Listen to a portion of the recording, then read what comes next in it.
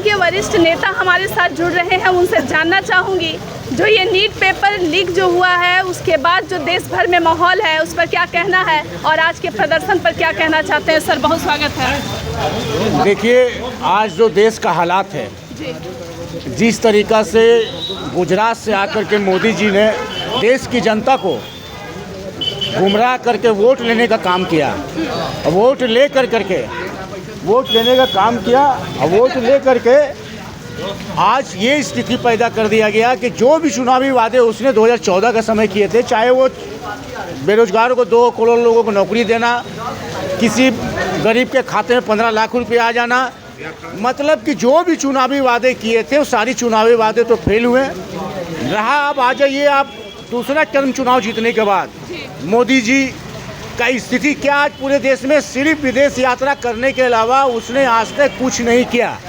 एक भी बता दे मोदी सरकार पूरे भारत में जो यूनिवर्सिटी किसी गरीब मिडिल फैमिली के लोगों के लिए बनाया हो, एक भी यूनिवर्सिटी, अगर जो यूनिवर्सिटी बना भी है किसी गरीब मिडिल फैमिली के लिए, तो आज आपको देखना है नमूना, तो जाके उत्तर प्रदेश में जौहर यूनिवर्सिटी आप देख लीजिए, जिसमें कम से कम 50,000 बच्चे पढ़ते हैं, गरीब से लेकर मिडिल फैमिली के बच्चे तक।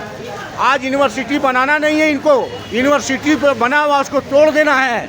देश के सारे बच्चे को जाहिल रखना है, अनपढ़ रखना है, ताकि वो जाहिल रहेंगे, अनपढ़ रहेंगे तो कल होकर करके विरोध नहीं करेंगे, कल होकर के लड़ाई नहीं लड़ेंगे। इधर देश के कितने युवाओं को सबको बेरोजगार रखने का ये काम मोदी जी कर रहे हैं। इसलिए कर रहे हैं कि जिस दिन ये शिक्षित हो जाएगा ये छात्र, उस दिन आंदोलन करेगा, उस दिन चक्का जाम करेगा, उस दिन मतलब अपने हक हकूक़ के लिए लड़ाई लड़ेगा। इसलिए शिक्षित नहीं हो देने के लिए तो आज नीट पेपर जो 2-3 बार लीक हुआ। मैं परसों दिन दिल्ली में ही था, मैंने देखा दिल्ली का स्थिति जंतर मंतर का, कि जंतर मंतर पर किस तरीक़े से गरीबों पर, बच्चों के ऊपर, बेबस लाचार के ऊपर मतलब लाठी चार्ज हुआ। 12 साल के बच्चे को लाठी चार्ज किया, 14 साल के बच्चे को लाठी चार्ज किया, जो पढ़ के जा रहे थे ट्यूशन, जो घर से आ रहे थे उसके ऊपर लाठी चार्ज किया गया। वो तो छोड़ दीजिए, देश के सबसे बड़ा विपक्ष नेता राहुल गांधी जी, उनके साथ साथ माननीय अखिलेश यादव जी, आज आप देख लीजिए क्या स्थिति है।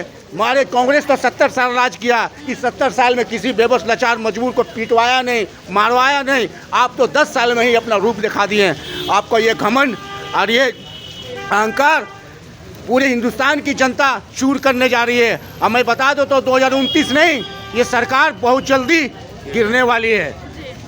सर एक चीज़ बताइएगा, बच्चे जो है शिक्षा मंत्री का इस्तीफा मांग रहे हैं और जो संघर्ष दिल्ली के जंतर मंतर पे दिख रहा है वो काफ़ी लंबा हो गया है, सरकार त्वरित कुछ कार्रवाई क्यों नहीं कर रही है? देखिए, अगर इस्तीफा ही देना होगा, मोदी जी को लेना होगा ना, तो ये जान लीजिए कि उनको 5-7 मंत्री का इस्तीफा लेना पड़ जाएगा।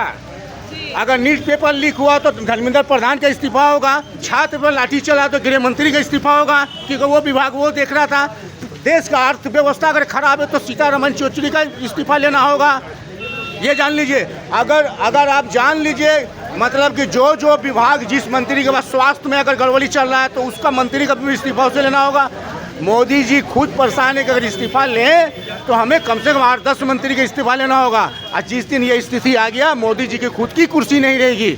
मोदी जी खुद फंसे हुए हैं, मजबूर हैं, क्योंकि इन लोगों को बीच का जो है मंडली, जिस दिन मोदी जी का जो कुछ 5-7 मंत्री हैं जो पूरे देश को चला रहे हैं, और जिस दिन ये लोगों का इस्तीफा लिए मोदी जी की कुर्सी खुद खतरे में पड़ जाएगी।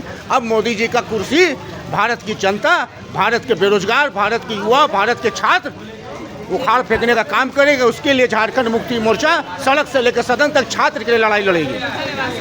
ये तस्वीर आपको दिखा रही हूँ जेएमएम के प्रदर्शन की।